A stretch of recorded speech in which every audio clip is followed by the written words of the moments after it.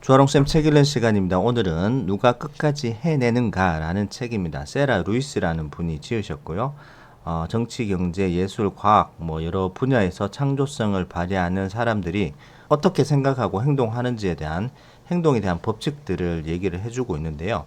1장부터 8장까지 쭉 나와 있는데 첫 번째 단계는 한계를 인식을 하고 그 다음에 꿈과 현실 사이를 어떻게 좁힐 수 있을지 생각해 본 다음에 또 현실에 대해서 잘 안 될 때는 영리한 항복을 하면서 그 다음에 상상력으로 높은 이상력을 만드는 방법, 그 다음에 실패를 통해서 성공에 대한 방법을 배우고 그 다음 마지막으로 가면서 학습을 통해서 새로운 것을 배우면서 돌파구를 찾는 그런 스토리로 되어 있는데요. 요번 제가 소개시켜 드릴 구절에서는 좀 괴짜 물리학자가 어떻게 노벨상을 타게 됐는지를 보면서 학습에 대한 즐거움, 그 다음에 새로운 것을 배웠을 때 또 돌파구가 보이는 방법들에 대해서 얘기를 해주고 있습니다. 책 내용 같이 살펴보도록 하겠습니다. 무언가를 알고 그리고 나서 모르는 방법을 아는 것이야말로 가장 어려운 수수께끼다. 찰나의 순수, 순간의 절박한 유의를 찾기 위해 얼마나 많은 준비가 필요한가. 모르는 방법을 배우기 위해서는. 필립 거스턴.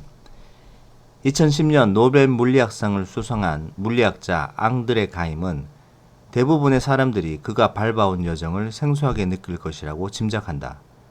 나는 사람들에게 노벨상을 타고 싶다면 이그 노벨상을 먼저 노려보라고 말해줍니다. 가임은 폭소를 터뜨리는 청중들을 상대로 표정의 변화 없이 냉소적인 위트를 발휘한다.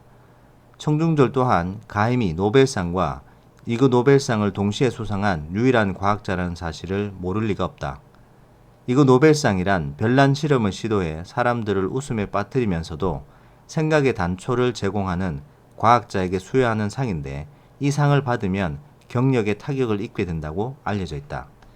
비상시에 잠든 사람을 깨우기 위해 와사비로 된 알람 시계를 만들어내는 사람은 화학상을, 사람들이 하루가 멀다 하고 한숨을 멈추지 않는 이유를 연구한 사람은 두 차례 심리학상을, 경제적 궁핍이 악성 치주 질환의 전조임을 밝힌 사람은 경제학상을, 욕을 하면 고통이 덜어진다는 통념을 증명한 사람은 평화상을 수상했다.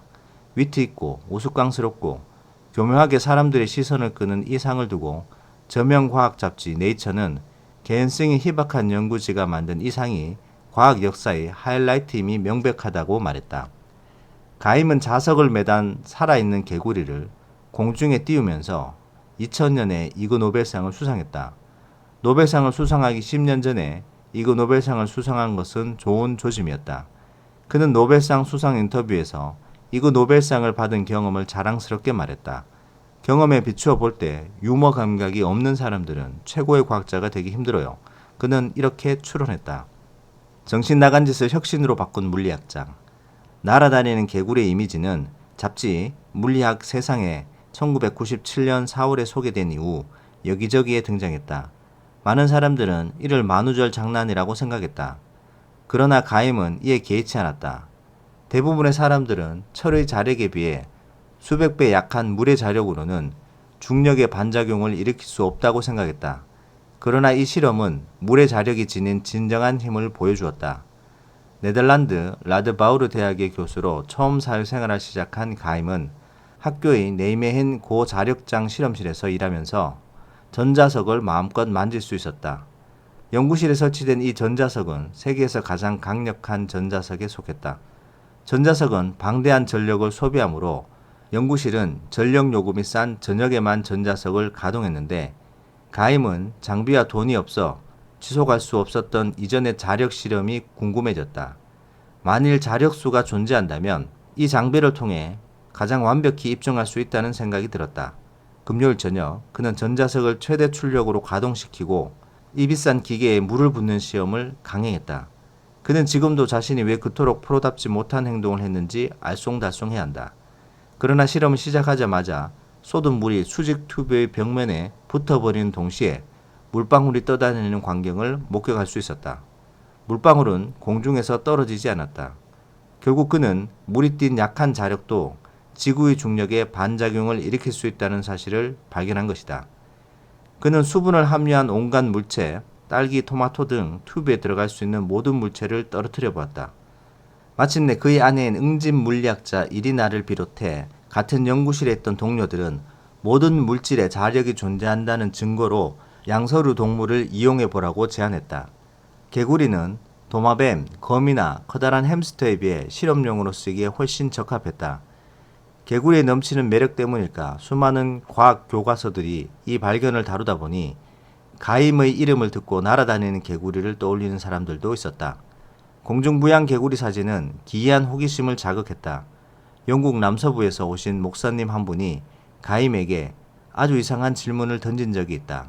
그는 공중부양 기계를 바닥 밑에 숨길 수 있는지, 그 기계가 오르간 소리를 방해하지 않는지 물어보았다. 가임은 이렇게 대꾸했다. 이 실험을 그렇게 응용할 수도 있겠군요.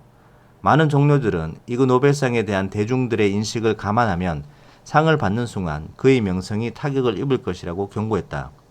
바비큐가 준비된 요란한 시상식은 천여 명의 관중 앞에서 펼치는 총국의 향연이다. 가임은 동료 마이클 베리에게 같이 상을 받자고 제안했다. 가임은 이렇게 말했다. 그는 자신을 부끄러운 일에 이용한다고 지금도 내게 불평을 늘어놓죠. 다른 이유도 없지는 않을 거예요. 그는 10년 전을 떠올리며 아리송한 웃음을 터뜨리다가 갑자기 말을 멈추고 얼굴에 홍조를 띠면서 의자에 기댔다. 이를 겸손한 태도에서 풍기는 자기 비하로만은 볼 수 없었다.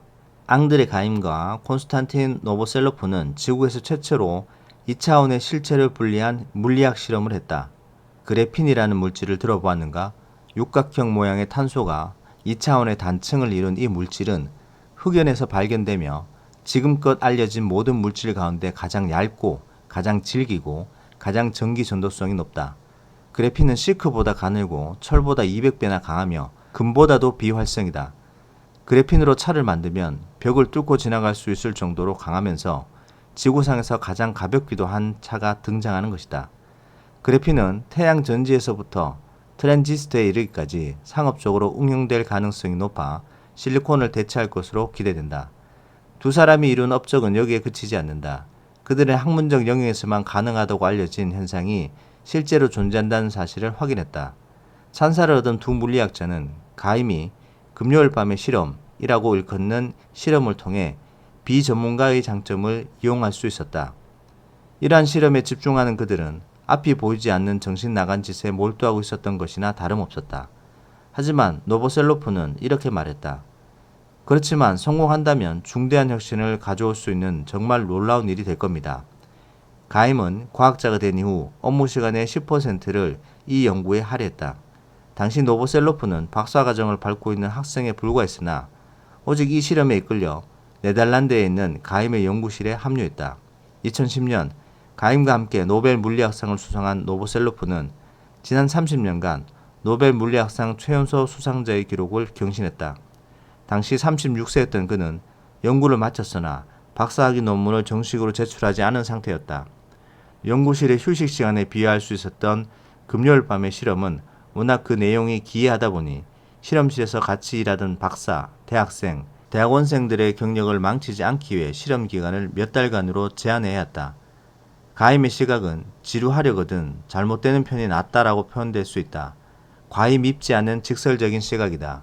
실제로 그는 금요일 밤의 실험에서 실패를 각오했다. 당연히 그 누구도 금요일 밤의 실험을 후원하지 않았다. 이 실험의 속성을 생각해 볼 때 전혀 놀랍지 않은 일이다. 이 실험은 다른 사람의 영역에 침투한 다음 관련자들이 굳이 물어보려고 하지 않는 질문들을 솔직하게 물어보는 것에 비유할 수 있었다. 마침내 이 실험이 일군 성과가 물리학자들에게 알려졌다. 도저히 성공할 것 같지 않았지만 24번 가까이 거듭하면서 여러 번 성공에 근접했다. 완벽하게 성공한 횟수는 3번이었고 성공 확률을 계산하면 12.5%였다. 날아다니는 개구리와 반자성의 사례가 첫 번째 성공이었고 도마뱀 부치 테이프를 만든 사례가 두 번째 성공이었다. 도마뱀 부치 테이프라는 명칭은 달라붙는 성질이 있는 털복숭이 도마뱀 부치의 발에서 영감을 얻었다. 그리고 그에게 노벨상을 안겨준 그래핀의 분리가 세 번째 성공이었다. 가장 큰 모험은 자신이 전문가가 아닌 분야로 들어가는 일이죠. 내가 종종 하는 농담이 있어요. 내 관심사는 리서치보다는 서치라고요. 그는 두 사람의 경력에 대한 철학을 말해 주었다. 무엇이든 얄팍하게 섭렵하는 것이 그들이 품고 있는 철학이었다. 그들은 5년간 한 분야에서 머물며 나름의 성과를 올린 다음 그 분야와 작별했다. 순전히 재미를 추구한 것 같고 독창성이 넘치다 보니 사람들의 눈에는 그들이 과학 연구를 하는 것처럼 보이지 않았다. 자신의 경험에 의지해 열린 자세로 새로운 가능성을 탐구하려는 전문가는 제3자의 눈에 초보자로 보일 수 있다. 어쨌건 완벽을 향한 끝없는 여정에서 이러한 자세를 취해야만 얻을 수 있는 성과는 분명히 존재한다. 가임과 노보셀로프는 그래핀을 연필에 쓰이는 흑연에서 찾아냈고 흑연보다 정확한 스카치 테이프를 이용해 그래핀을 분리했다. 물리학자들은 지금껏 탄소를 연구한 적이 없었다. 가임과 노보셀로프의 연구팀은 과학 문헌을 읽는 데 많은 시간을 할애했으나 가임은 실험 전에 너무 많은 자료를 읽는 것은 정말로 치명적일 수 있다고 확신했다. 그래서 그들은 독자적인 생각을 방해하지 않기 위해 너무 많은 자료를 읽지 않으려 조심했다. 발상은 챈토와 마찬가지로 시간이 갈수록 누적되는 생각을 모으면서 솟아난다. 새로운 프로젝트나 실험을 시작하기 전에 너무 많은 자료를 접하면 그것이 벌써 다른 사람의 손에 완성되었다고 결론 내리기 쉽다. 자, 여기까지입니다. 정말 참 재밌는 그리고 진짜 기발한 생각을 한 노벨 물리학자 앙드레 가임이라는 분이 등장을 하는데요.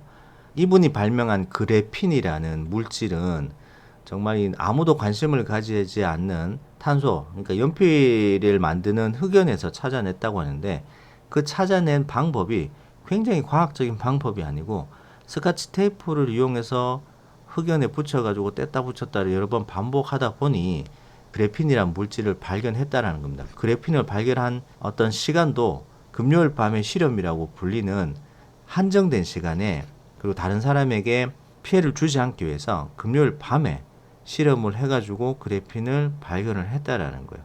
그리고 이분들이 마지막에 그분들이 철학이 나오죠.